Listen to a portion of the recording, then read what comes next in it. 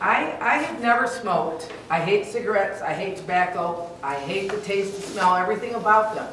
But I'm not here tonight to lecture you about the dangers of nicotine or tobacco or cigarette smoking. I know how addicting it is, and I have no room to talk. I'm totally addicted to caffeine and good red wine. Madam Toastmaster, fellow Toastmasters, and honored guests, tonight I'm going to tell you a bit about the history of tobacco and how humans came to know it. Tobacco's genus, Nicotiana, is in the potato family, and there are 64 different species. The one most used by humans today is Nicotiana tabacum, which is a tall, broad-leafed plant with pink flowers. It's an annual or a perennial, depending on where it's grown, and it is native only to the Americas. The seed of the tobacco plant is so tiny that a 1-ounce sample contains about 300,000 seeds. The word tobacco is of Spanish origin, but it's believed to come from the Caribbean, where natives used a tobago, or a Y-shaped pipe, to sniff tobacco. They put the stem in the burning leaves and the two pipes in the nose. Plant geneticists believe that tobacco was cultivated in the Peruvian and Ecuadorian Andes around 3000 to 5000 BC, and it continued to spread all over the American continent. And by the time it reached the whole continent, by the time Christopher Columbus came, it reached the whole continent. Nicotine is a stimulant in mammals and is what causes the addiction. Nicotine heightens the heart rate, memory, alertness, and reaction time. And also, endorphins and dopamine are released later, so that is what's associated with pleasure. However, the question here is not the nicotine. We all know it's addicting. The question is, how did humans come to know tobacco?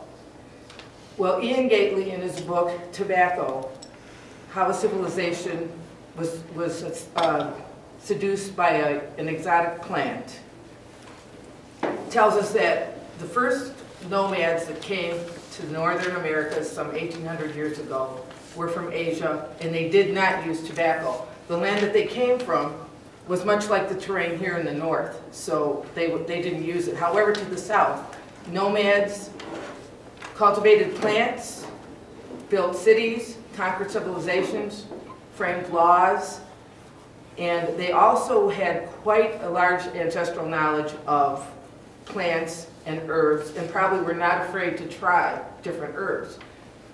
They believe that, according to Gately, tobacco is in the nightshade family, and it's not much, they think it was just as unremarkable as tomatoes, potatoes, maize, rubber, and cocoa.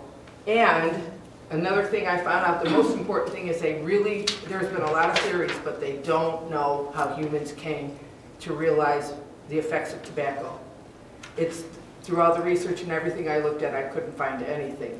However, one thing that they did find is that people originally they chewed it, was the first way, they think, and then people licked it, drank it, snuffed it, and they found ancient snuffing tubes in South and Central America.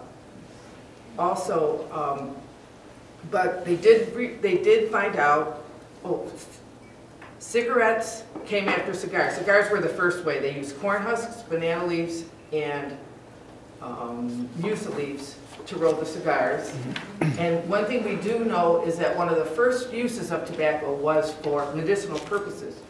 Tobacco has mild analgesic and antiseptic properties, and it was used for wounds. It was used to cure wounds, to put on snake bites. They packed it around teeth if a person had a toothache, to cure a toothache. It was used in enemas. It was used in eye drops so that hunters could see better at dark. And they also put it on their bodies to use it as a paste to prevent lice and parasites. The word Nicotiana was coined in honor of Jean Nicot, who sent snuff. He was a French ambassador to Portugal, and he sent snuff to the court of Catherine de' Medici, who was the Queen of France at that time in 1559, to help her cure her migraine headaches. Because he used it on his head and his neck, and I mean his forehead and his nose, and it helped him. And she deemed it the Queen's herb, or Herba Regina. Now, the ancient South Americans thought that more serious diseases such as cancer or fevers came from one or two reasons. The evil spirit would get inside the person's body, or the evil spirit would take the person's soul to the land of the dead.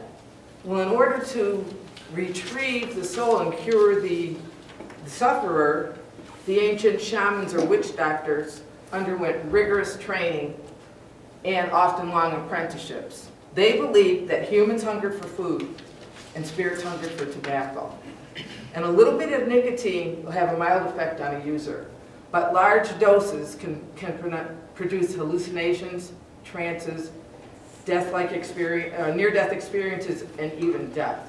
So in their practice, the shamans or witch doctors use excessive amounts of tobacco, often combined with other narcotics, so that they could reach a heightened state of near-death experience or a trance-like state. They believed that they could go in and gain insight as to what was causing the disease, what the origin of the disease was, and then they could cure the sufferer. So then they could bring them back. They would bring the wandering soul or bring the sufferer back to health. So shamans used tobacco smoke for healing and blessing. They blew tobacco smoke in warriors' faces before battle. They blew tobacco smoke on fields before they planted, over women before sex. They offered cigars as tokens of friendship and welcome. They offered gifts of tobacco to the gods.